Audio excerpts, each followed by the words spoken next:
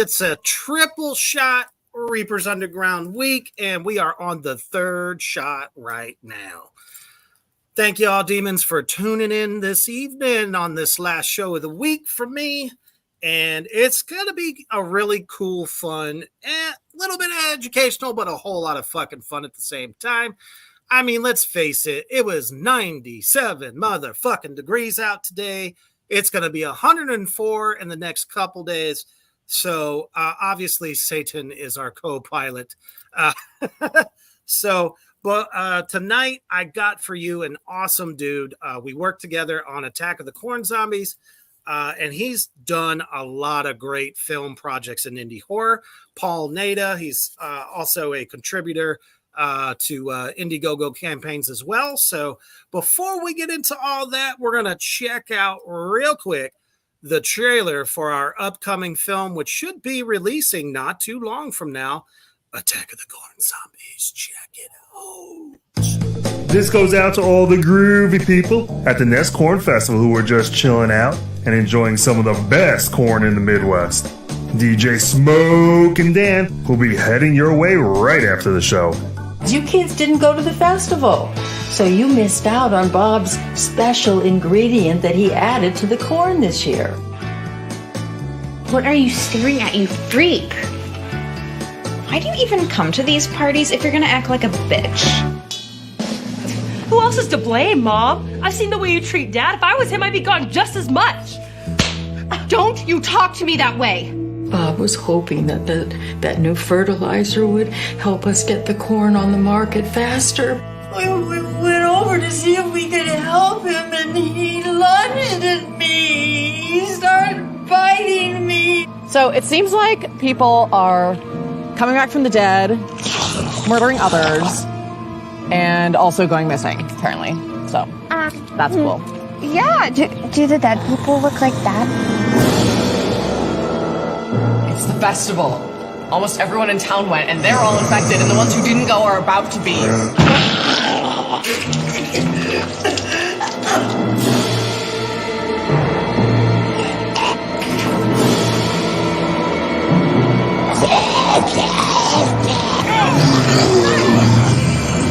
You almost got us killed back there!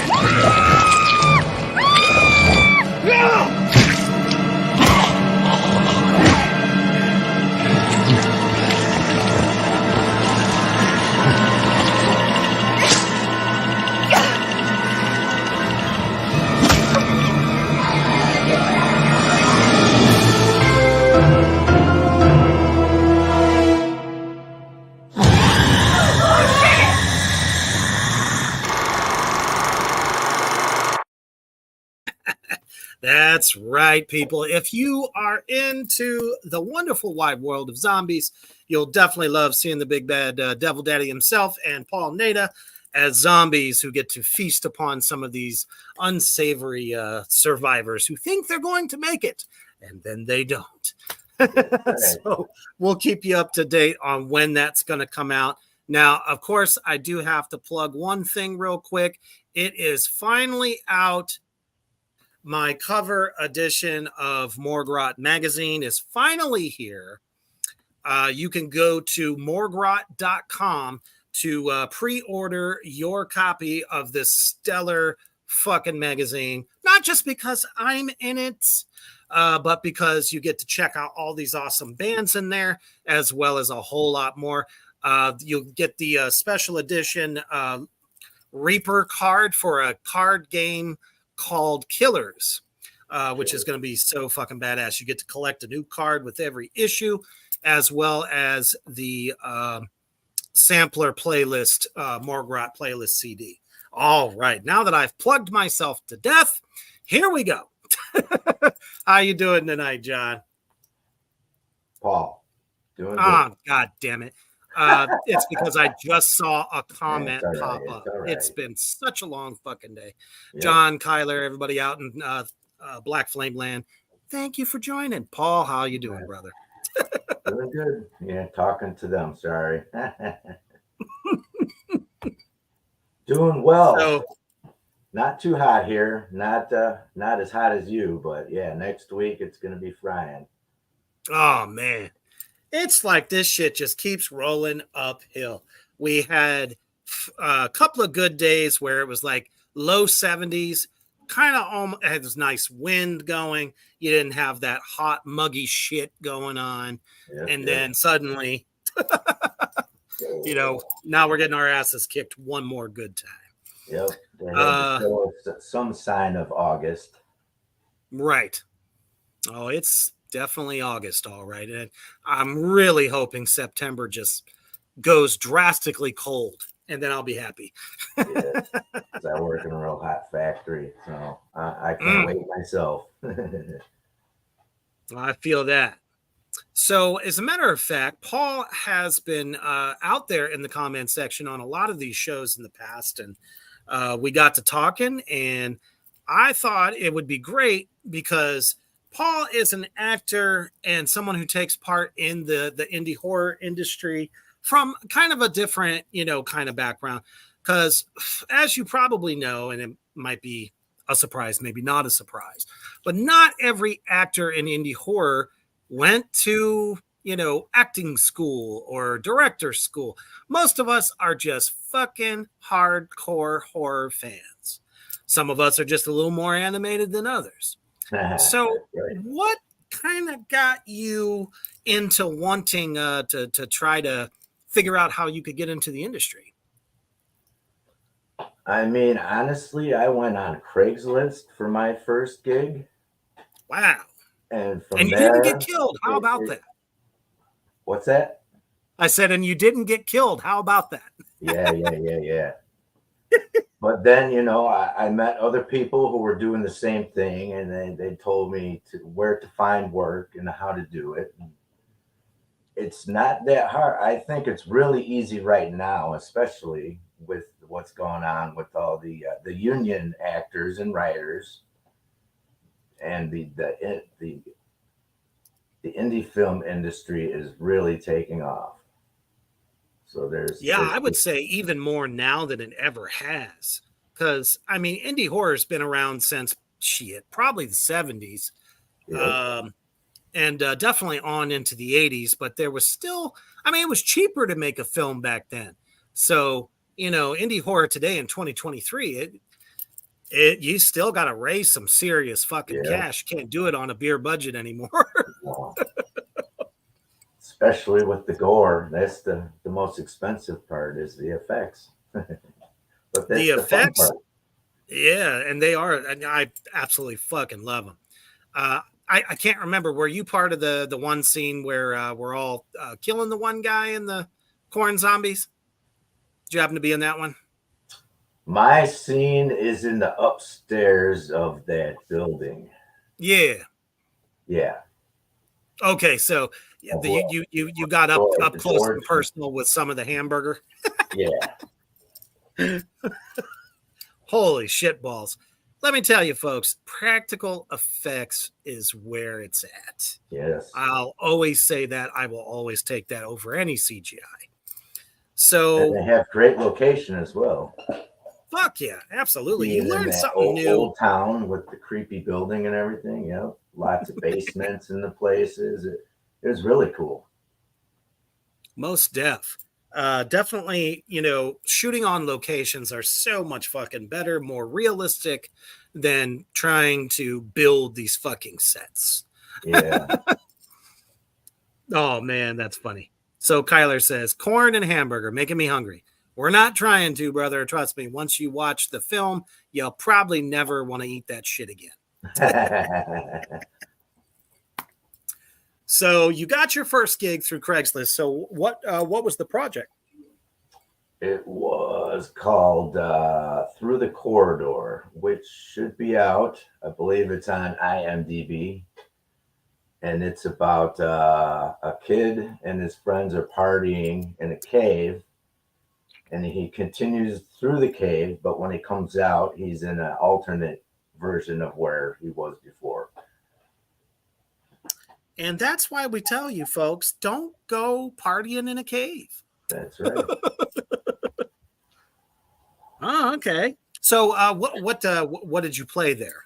I was just another extra. There's this scene towards the end where there's a group of people running pretty much for a few miles. I was one of those guys. Not exactly a zombie. It's just we could sense he was from another place, and we chased him back to the cave. Is what we do. Now, did you? Yeah, it was the hottest day of last year. We did that. But it was fun.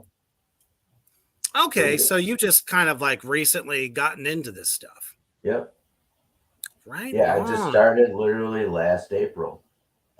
Nice. Yeah, you know what? You got your start 1 month before I did. Holy shit. Yeah, I don't do it full time. It's usually always a weekend part, but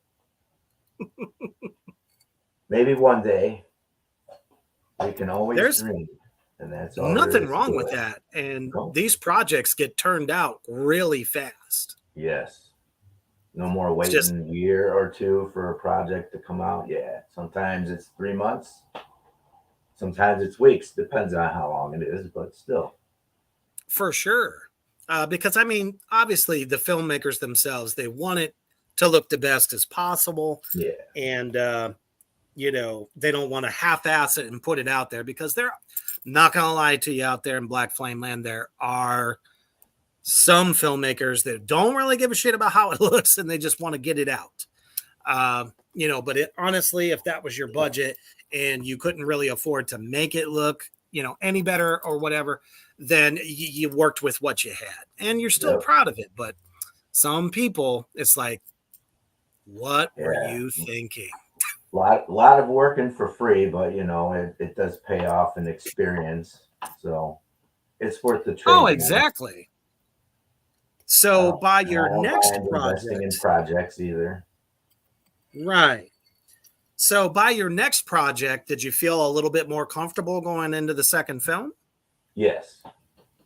Each one, you know, I was really nervous at first, and that all started to go away once I just see I'm going to work, you know, that's what I'm just in front of a camera or, you know, in the background doing whatever. Right, for sure. And do you get kind of like, you kind of know what your role is before you go in, like what they might be expecting? I try to ask as many questions as they're willing to answer. If it's not self-apparent in their explanation already. Yeah, I mean, any real good filmmaker, guys, when you're looking for roles like this, if they're like very professional, they'll give you a clear sense of what they're looking for, how you should look. Now, how do you handle the wardrobe end of it? Thrift stores. Thrift stores mostly, except for the Skyrim role. I bought a costume and I bought that chainmail. But the swords I already had because I collect those.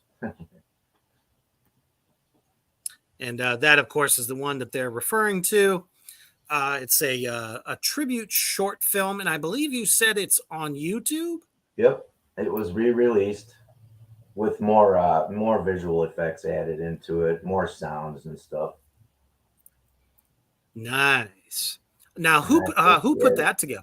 That is Michelle Dali, and what is the name of her? I forget the name of her production company, but her name is Michelle Dali. And if you go to, it says it in the description. Right on. I guess Kyler says your name must have been Devoken. Hawk Near. Oh, okay. Now he must play the game.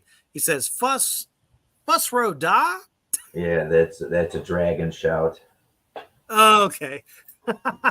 Not a gamer, are you? No. Man, People that's just getting one into game I never got a chance to actually play or get into. Kyler also says, I'm good at being scary. I think I would be good at being a monster for a movie.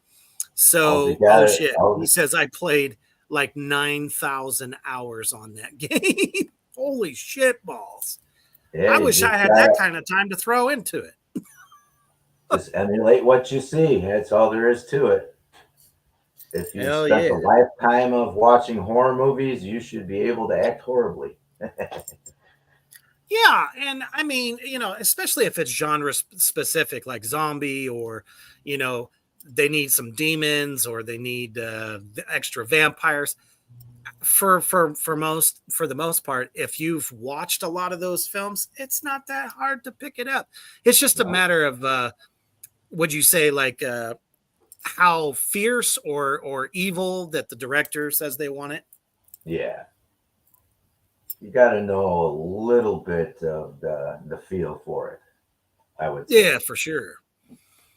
So, and when did you do that one? Was that after your first, or was that your second film? No, that was I got a few before that were like small college things. But that was my second bigger one, and we did that one. It was either January or February of this year. Oh wow! During a snowstorm, so that it's really snowing in that, which was cool. So, how was it? What was it like shooting in that snowstorm? I mean, that had to be different. Are you used to being out in that kind of stuff? Yeah, for a few years, I actually worked in the heating and air conditioning business. So I was used to the outdoors. And I had on 2 pairs of long johns, so I was good. Awesome. But, I mean, does the chainmail get heavy after a while? Like, how long did you have to be in that suit? That one is actually aluminum. Oh, okay. Because it was about $100 cheaper than the real chainmail. And the real chainmail, mostly they came places like Indonesia and across the way. It would take more than 6 weeks to get it, and then I wouldn't have it in time. But yeah, that weighs about 25 pounds less, so it's not so bad. It does get colder than shit, though. Oh, man. I could only imagine. Now, was that a speaking role for you? No, nobody had no lines in it. She's doing all like atmosphere and playing off our facial expressions and everything. So the short basically just was more or less on kind of based on like battling or fighting. Yeah. Okay. Connecting after a battle, because none of us are actually by each other in that. She does plan on doing more, so I'm hoping in the future I work with the other actors. Nice. Kyler's got a question for you. He says, what did you guys eat during the storms? What did we eat during the storms? Nothing. So, in other words, you weren't out there for 3 hours at a time or anything like that? No. No, yeah, I think it probably varies from set to set. Yeah. Because, the rain was at night. Mm-hmm. How about during the corn zombies?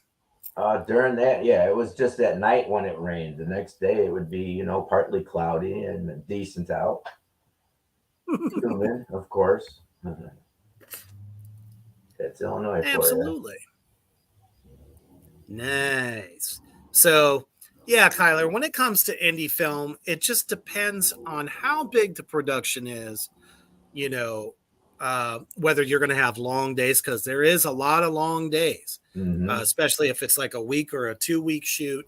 were out there. Shoot, I think that first day we were out there for the corn zombies like 8 hours or more. So, you know, they were constantly getting different shots and using us for different things. That's kind of the exciting part. I don't know if you would agree about being, you know, an extra of that type of magnitude where they use you more than once, like you're constantly doing different scenes. Mm-hmm.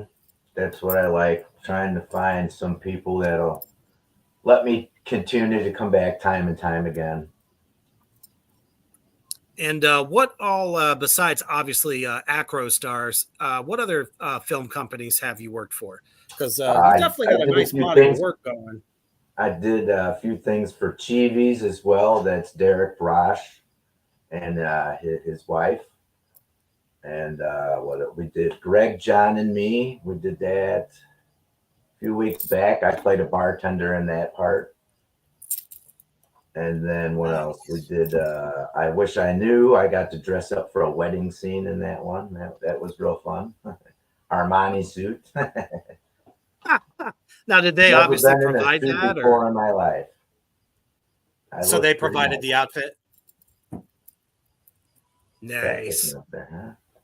It's kind of nice once in a while when they have some stuff for us to wear and not just gobs of blood and other things. So, so you're actually doing a lot of different stuff. Let me see here. Pull it up. This one here, Out for Death, you said was an action film. So it's definitely showing a lot of range of you as an actor. That you're able to kind of like adapt to not just the horror environment, but even some action. Maybe in the wedding, was that kind of like just a drama or something? I Wish I Knew. Yeah, that'll be one of Chivi's next ones.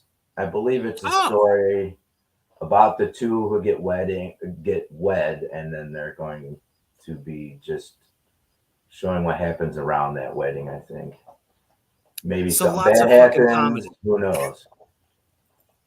Sometimes they don't give you a clue. Just stand here and do this. Smile. Well, you know, any actor that can take direction always gets asked back to the dance, so to speak. Actually, let's talk about that Skyrim for a minute. So that was definitely obviously action packed. So were you using like a real legit sword or? Yeah, that's one of the swords in my collection. Actually, I just dulled it down so it was a little safer. Well, sure. You don't exactly want to cut your co-star in half. No, that wouldn't be good. And we shot that, I believe it was a college campus somewhere on the north side of Chicago. So where we were at was actually like an animal sanctuary. So if you look around, you'll see trees with branches stacked around them for the animals to get up and whatnot. It's really cool. I've been wanting to go back there, but I've been just too busy to get back out to that location to see it in with leaves and, you know, the forest scene. Absolutely. So kind of moving forward a little bit, actually, here's a shot of you as one of our beloved corn zombies. I just really dug the makeup process. I thought that was pretty badass. Just a great team all the way around. So this one I'm in particularly excited about because I've seen a lot online about it, and they're currently in the post-production phase. At least from what it looks like, they're just trying to basically get the finishing touches paid for through Indiegogo, and it's The Evil 3.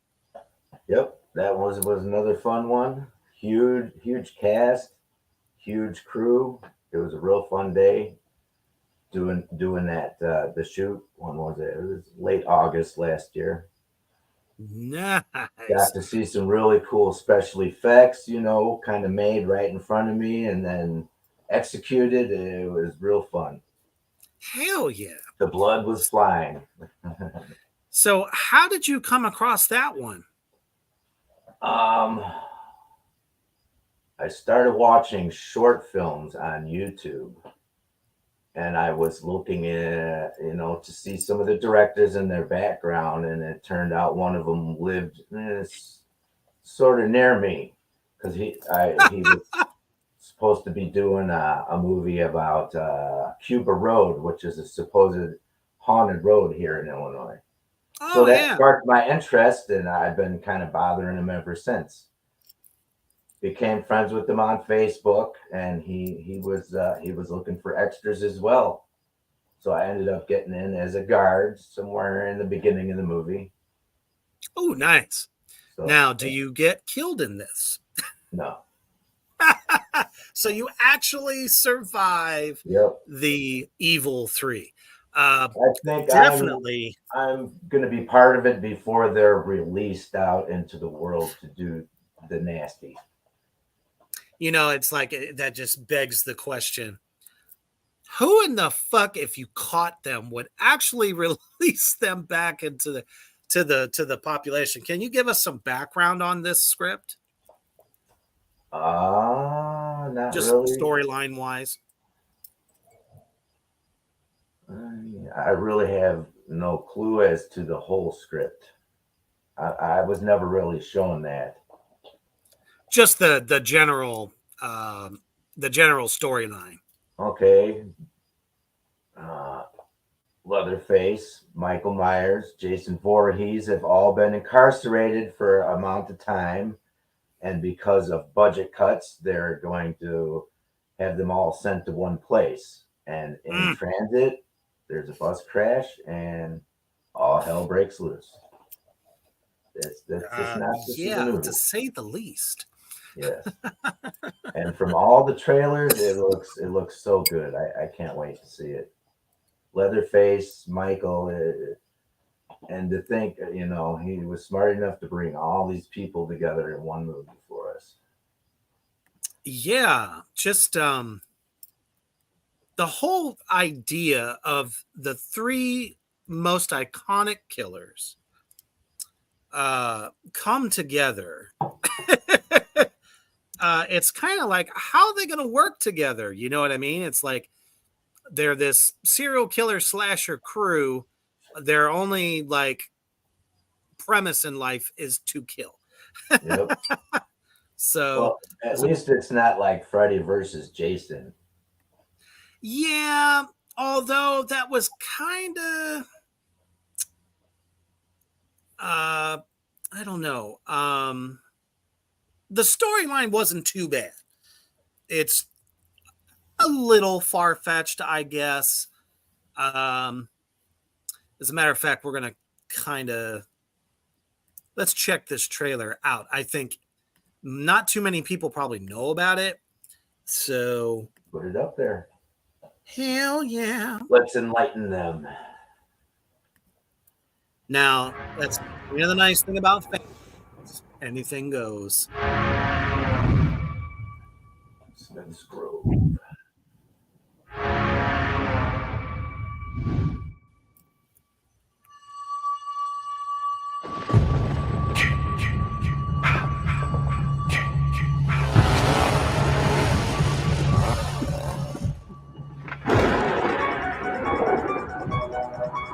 I hope we can get a commentary when this movie comes out, because there's a lot of interesting things about the places that they actually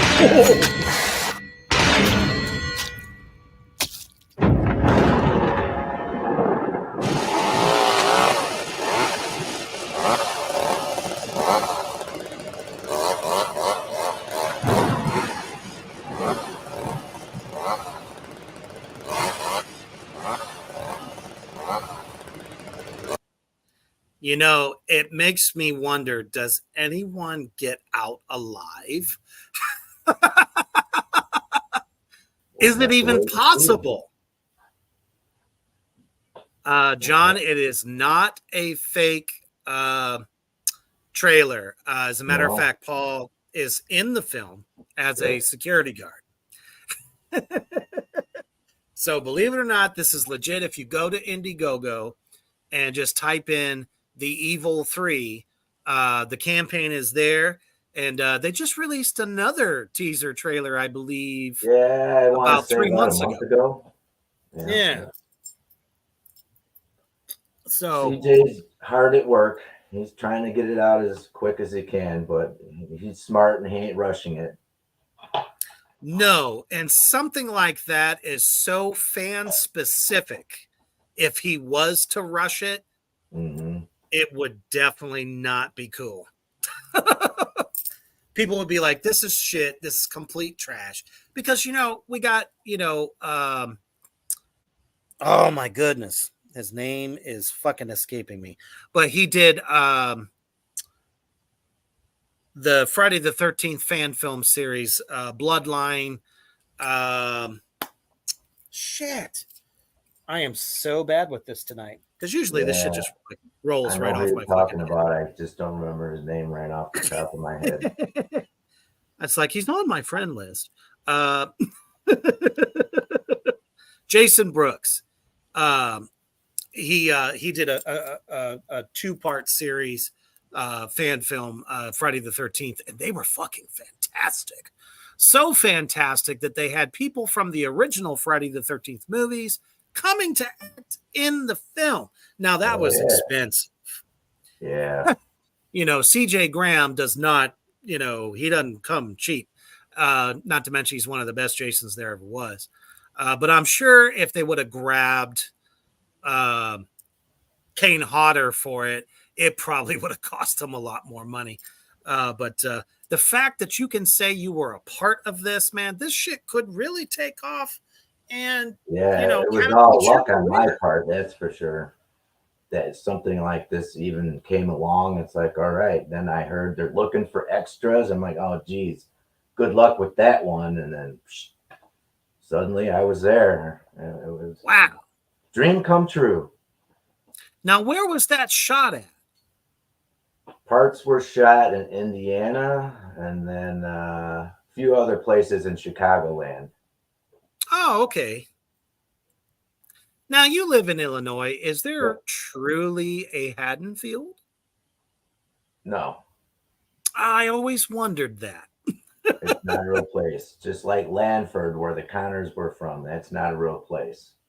But fictionally, it is only 5 minutes from where I live. So that's kind of cool. Now, how about that? Yeah. I wonder if they shot it in Illinois at all. That I have no clue. I know they took pictures of a house at some point that was supposed to be their house, but that house, I believe, was actually in Rockford or something. Or maybe it was in Elgin. It was one or the other, but. Gotcha. John says, holy shit, take my money. He also says, I'm way more into this than all the Marvel shit coming out every 5 minutes. Yeah. Definitely agree. Although I mean, I guess it just depends on what appeals to your senses more. Now, for me, it's always the darkest shit possible. So, yeah, kind of like moving along in your career here. Let me bring that back up. So, you even kind of worked on as a grip on I Slay on Christmas. Yep. What was it like being on the other side? Totally different. A lot easier because you're not in front of the camera. You ain't got to worry about screwing up. Just mute your damn phone and be quiet. Grip. But what I did is we lighted and I wrapped up the lights around Santa. And then in between takes, I had this big fan and I would turn it on and off to keep him cool because he's tied to the chair for where it was like 16 hours. But it was a lot of fun working with all the people there for Chivis. It was a total blast. And that's insane. That even more. Because getting into acting, you know, of course, I always wanted to be an actor as a kid, but then after doing it, it's like, you know, I want to do filmmaking. Hell yeah. I mean, if you have the passion, the want, the will, anything's possible. It's just called manifesting what you want. Right. You know, everyone thinks that, oh, you got to get this agent. And, you know, I'm like, you know, almost none of the indie circuit even has agents unless they worked on bigger films. Even if they were indie, I mean, they, guys like Bill Oberst Jr. and of course, David Howard Thornton. JD, welcome to the show, brother. And everybody out there in Black Flame Land, as awesome as you guys always fucking are, you better be sharing this shit out anywhere and everywhere right the fuck now. So, yeah, that's really cool because then you kind of, I don't know, you become a jack of all trades when it comes to filmmaking. So It's like, you know, if you're not doing any acting stuff, you could still possibly, you know, continue to work on films from the other side as well. And as we know, a lot of actors make very good fucking films once they're in that director's seat. So that could be something for you. Yeah. So what horror movie was it when you were a kid that said, I want to do that? Texas Chainsaw Massacre 2. The second one. Yeah. Yes. The comedy. So was it Leatherface or was it Bill Moseley that made you want to do it? The way he ran around with nubbins and everything. Yeah, I was like, oh my God, I love this. And then, of course, I saw The Hills Have Eyes, and then I was just completely fucking scared again as a kid. But yeah, Texas Chainsaw Massacre 2, definitely. Refreshing to hear that. No one has yet to say that was the film that made them go, yeah, I want to go do that. So I've heard anything from like The Exorcist to Halloween. I'm like, come on, man. There was even better fucking movies to make you go, I want to do that. Mm-hmm. And it's all about those awesome sets. That's you know, I've always been intrigued by the sets. And as I understand it, there's even an extended version of that film with a scene that was actually cut out from the theatrical release. Okay. So I'm really hoping that sees the light of day sometime. Because apparently supposed to be a part 2 of that movie too, called All American Nightmare, but that was never released. Yeah, I don't know what the fuck happened when they decided to put the Lincoln car actor in the Matthew McConaughey in that next sequel. It was like, what the shit is this? That was the only twist. It's, hey, Matthew McConaughey's a bad guy. I don't think he did so well. That was like my least favorite of the franchise. Yeah. Definitely, you know, the fan film underworld is really what is keeping this franchise, any of the franchises really, that aren't being made currently, because I know they're about to drop that Pamela Voorhees Friday the 13th series. Got my reserves on that. What do you think? I think it should do all right, as long as they don't go too extravagantly taking it too far away from the original material. I agree with that 1000%.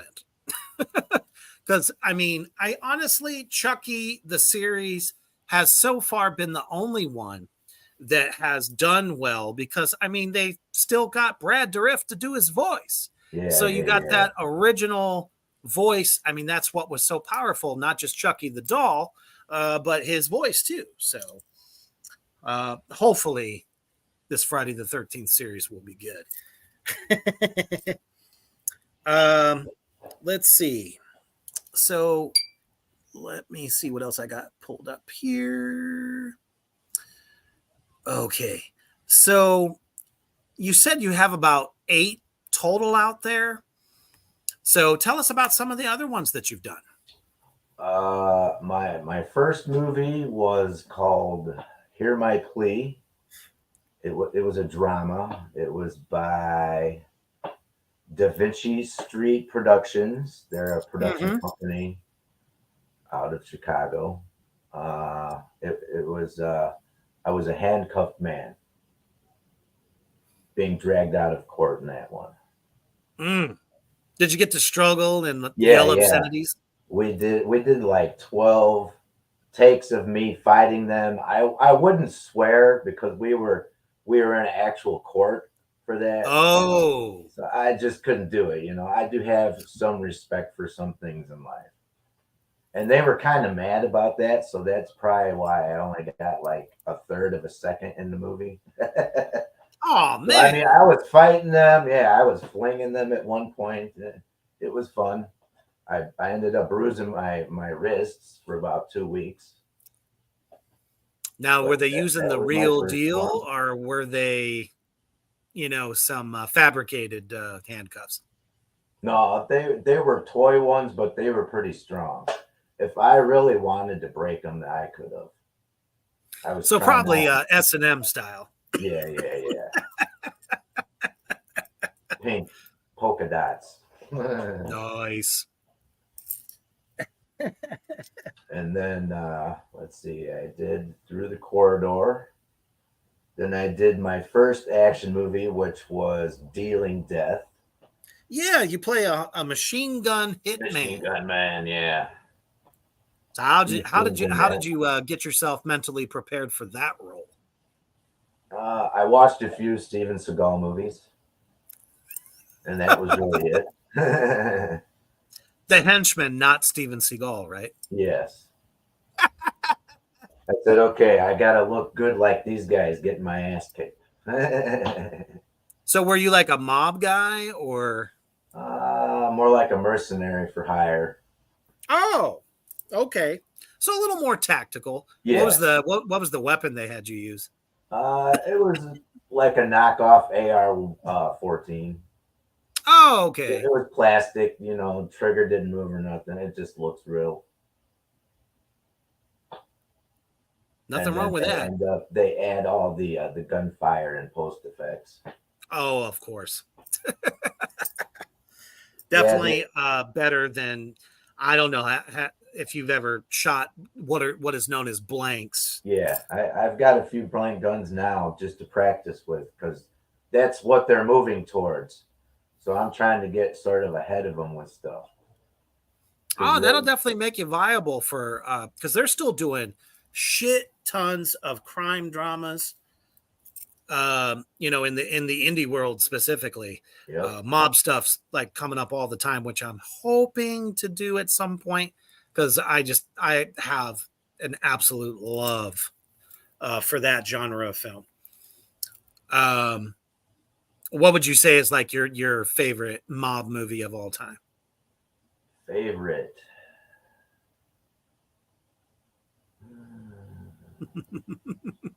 That's a hard one. I would have to say Goodfellas because that came from our generation. I would have to say it's definitely for me a 50-50 between Goodfellas and Casino. Casino, that's another good one too. Because I mean, that's when you got De Niro kind of like on a different position within, a mob family. He's not, working for the mob. And then Joe Pesci is like, he really gets to show his demented side. Yeah. I mean, he gave us, don't get me wrong, he gave us a lot in that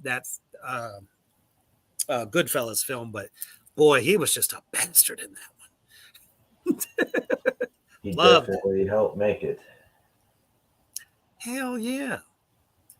So name just for everybody out there in Black Flame, name a few of the ways, especially since I got more folks in here now too. If you're looking to get into some extra work or background work, where would be the places to find these jobs?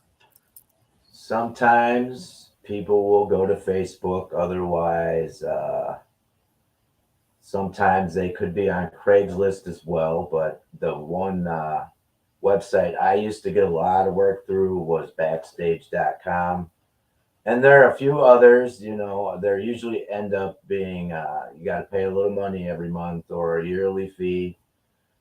But if you're trying to seriously do this, it's worth it.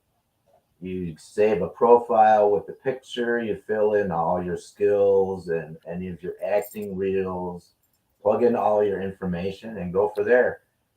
There's always postings, usually daily. Just go for the things that you think you would fill, and that's about it. Absolutely, is legit that simple. I can honestly say, especially my wife Mischief, how she got into acting was, you know, she had her own character page, obviously, just like I do, but she had just made a dummy poster of Clown Motel 2 with her on the front of it, and as she sent it to the director, tagged him in the post, and he goes, "You know what? I'd like to have you guys in the film." Oh yeah. And it was just like from there, you know, just taking inserted chances. yourself into the situation. That's the way to do it. Yeah, absolutely. So you just never know what can happen. That's right. So give me your top 3 all-time favorite horror films. Obviously, one of them is Texas Chainsaw 2. But what other couple of films like really does it for you? Saw would be one of them. Don't ask me which number because they're all, you know, decently gory. Oh, yeah, you ain't kidding. And third one would probably be, it's an old film from I think 1973 called The Asylum. I actually remember that title. I don't know if I've actually seen it, but I definitely remember it though. Yeah, it's you know, it's a real mind twister, but it's a good one, you know. And you know, it's an old asylum, you know. It seems like it's the 1950s or the 60s, you know. In the beginning, the guy's on a horse-drawn buggy and shit. But you know, it had really cool scenery, good dialogue. All the actors, you know, were good at what they did. So it wasn't always like the typical killer that does it for you. You like a lot of psychological twists. Yes. Yeah. I definitely get into those as well. You know, when the movie's predictable, it gets boring after a while. Would you say that's pretty true for most like slasher films? Yep. You know, you just got to get creative with your filming and the scenes. And it's all like the filler in between that can make your movie. In between, you know, there's a lot that sometimes goes on, time periods, a couple days or something, you know, just you got to add the right ingredients. How about what is the one movie that scares the shit out of you? It would be like, what's the one where, forget the name of it, Paranormal Activity, because you never see the fucking thing. So that, you know, and ghosts and all that, that definitely scares the hell out of me. When you can't see it. Yeah, it's kind of hard to get a grip on it. I would definitely say the first one for me, because the rest of them, they just all kind of recycled themselves, I guess. Same plot, same, you know, you just expect that this is going to happen, X, Y, Z. That first one, it was like, okay, never really seen anything like this. Yeah, you're sitting there with your eyes glued the whole time. What's going to happen? Yeah, it's like you're trying to see, like, is something over there in the corner. It's like this footage thing. And, let's face it, the late 90s, early 2000s, the camera look was not very HD. So it made it even darker to me, I guess. Mm-hmm. So, it definitely made it a bit scarier, I think. It helped. Hell yeah, absolutely. I don't know. For me, the scariest film that I ever could remember as a kid, anyway, was this kind of an indie film called I, Madman. It was this dentist. Maybe he was. No, I think he was more like a surgeon, if I remember correctly. So he's like this, shave bald madman, and he fell in love with this actress, and to profess his love to her, literally cut the bottom part of his face off. And he almost kind of got this supernatural kind of thing. Like, he came out of this book that this person was reading. And to me, that was just freaky as fuck. You ever get a chance to see it? It's definitely a psychological twister as well. Okay. As was like In the Mouth of Madness, a lot of the Clive Barker stuff. Yeah. I just watched that. Where you get like yeah, you get that really superior gore factor, but at the same time, you're like, wait, what just happened? Where'd we go? So it definitely plays with your head a little bit. All right. So, what are your future plans? Future plans, are you working really, towards? I have nothing going on right now. We had some things happen in my private life, so I've been pretty much just taking it easy for the past couple months now. But I'm always looking, I'm trying to get back into it right now. Work is slowing down for me finally. We'll only be on 4 days a week, so that'll be a bonus. Definitely gives you a little bit more time because, folks, there's travel. There is definitely travel in a lot of cases in the indie film world. So you got to have the time. And if you're working on weekends, which is when they usually shoot, it's going to be hard to get onto a set.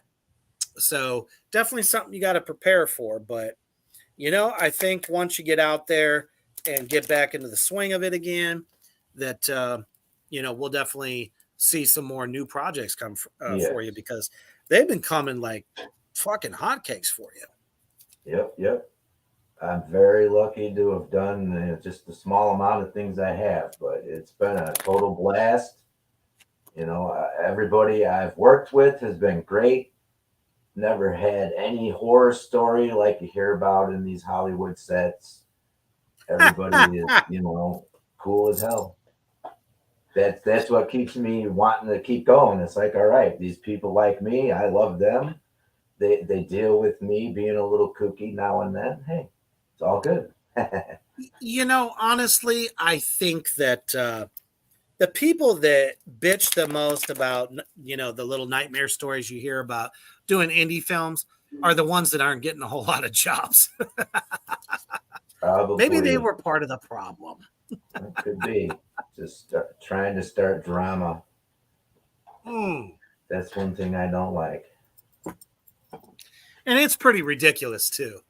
So, over stupid shit. And it's always somebody trying to get like a better part or get somebody kicked off so they could get their spot, all that kind of weird shit. Yep. So we talked a little bit before about actually, you suggested reading your tarot. Yes, sir.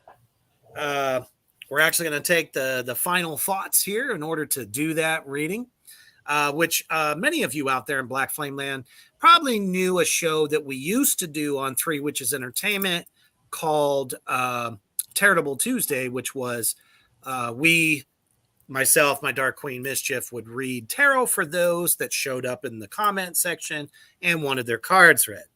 So I actually thought that would be kind of fun to do again. So I was like, yeah, you know what? Sure, let's do that. So we shall see what your immediate future is looking like. So obviously, I will read for you what each card represents. Because every tarot deck is obviously different. Now, the one I use is, I'm sure you could have guessed that it's definitely macabre inspired. It is the Dark Tarot H.P. Lovecraft inspired. And I think the thing that drew me to it was the artwork, because artwork is big for me. And seeing as I have bare paws, bigger cards tend to fit in my hands better. A lot of those decks, they're about this big, and I'm just like, man, I got sausage hands. And you're trying to get me to flip these? Fuck off. Not gonna happen. Yeah, for sure. Now, have you ever had your tarot read before? A few times. Nice. Not in a very long time. Gotcha. Well, it's just kind of like I always say, the universe's way of letting you know, hey, this needs attention, maybe that needs attention, or just to let you know that, hey, things are going to get better soon. All so the first one we drew is the King of Cups. And this character is just badass, so I have to show that artwork. I do that a lot because every time I see the cards, I'm just like, holy crap. So the King of Cups in the upright position, which is what it came up as, kind of points to some of your traits. You're full of empathy, you're altruistic and protective, faithful and patient. So, when it comes to the dealing of others, these are kind of like your merits. You're somebody that people can come to and know that, you're basically not going to judge them.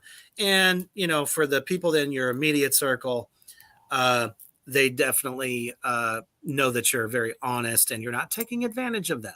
And, you're always kind of willing to lend a helping hand or a good listening ear. So that's positive. Yes. I think this is definitely going to play into your near future. Now, the next one is the Knight of Swords. Now, in the tarot, and it is reverse, reversals don't necessarily mean a bad thing. It just basically is telling us that something needs your attention, or this is a possible obstacle that you have to get past. Okay. So in the swords, in the reversed, it is pointing towards dishonesty or a sly entity. Now, this could be somebody that was in your life, was or still is, that causes problems for you. So maybe some of these people that you are trying to help, this could be across the board, could be a family member, close friend, maybe a past relationship, something like that, or even a current one that has some kind of like taking advantage of you kind of like feeling. Okay. Like there's somebody that you've helped maybe recently or in the past that is taking advantage of your good nature. So for that to pop up, the universe is basically saying, be the wiser. Yes. And you may have to stop helping that person. Okay. And I get a sense that it's somebody that you consider close. All right. And our last one. Now, don't take this the wrong way. It is our only major arcana that has popped up in this, and it is the Fool card. Now, it's in the reverse. The Fool doesn't actually mean what you think it does or what you think it might represent. You jest. It means a lot more than that. So in the reversed position, it's pointing towards weaknesses, dispersion, arguing, maybe somebody losing one's way, and hesitation. So I think what this is pointing towards, like you had actually mentioned inadvertently, that, you know, some stuff's come up that's kind of kept you from getting back into the swing of things as far as film. So the obstacle from this reading is the one that's kind of like making you feel like, can't do this right now. I've got to take a break. So what are obstacles but meant to be broken? Yep. So whatever that is, that person that's kind of weighing you down because, you know, you're in it together kind of thing. And you're just going to have to be like, no, I am trying to achieve what I want to, even if it's somebody that might kind of be in your ear going, why are you wasting your time with this stuff? It's costing you money, time, and all this shit. Okay. You know, naysayers. Yeah. It's kind of what I'm starting to pick up. See, the universe doesn't like tell me exactly, you know, what your issues are, but I can definitely see within this. Somebody's kind of like gotten in the way a little bit. Mm-hmm. So without sounding harsh, might have to remove them. Oh, shit. I've already done that plenty in my life. For sure. So, yeah, sometimes it sucks, but you know, you got to do what's better for you. Absolutely. So did this resonate with you? Yes, it resonated well. Thank you. All right. So, and there it is, folks. You've seen it firsthand. The cards don't lie. This for all your guests. You know, this could be a new thing, a new era of the Reapers Underground. And that goes for any of you out there in Black Flame Land. If you guys are ever having a tough time or anything that kind of pops up, or if you just kind of, you know, even if things are going good, just kind of, you know, looking for clarity on something, hit me up. Shit. I actually do this for a living as well. So don't be afraid to reach out. Well, it has been an absolute blast hanging out with you. And glad to get you out there. And we will definitely promote your projects that you've already done, and definitely any of the upcoming stuff. So, and it looks like, you know, it kind of put us both out because there is a shoot tomorrow for the sequel to It Came From Somewhere, and It Came Back from somewhere. They Came Back is the sequel. And unfortunately, I'm not going to be able to make that shoot. It was actually going to be a speaking role. So I feel horrible about that, but not to fret. There will be more projects down the line that I'm going to definitely jump into. So. They're always making something, that's for sure. Absolutely. And it doesn't matter what film company, they're always trying to make stuff. Because I got a lot of people from LA trying to get me to come out there to do some stuff, which I probably will. Pennsylvania, a couple other spots. So you will see me in something else soon. But in the meantime, look for Attack of the Corn Zombies. Check out Paul Nada on Facebook. Very approachable, very humble individual. Check out his IMDb. Some of the stuff you can catch on YouTube. And possibly, Amazon Prime as well. So get on there, check the stuff out. Thank you for everyone that tuned in for this tonight. We always appreciate y'all. I love y'all. And for the little people that have a dream, you can make it happen because you will always stay heavy.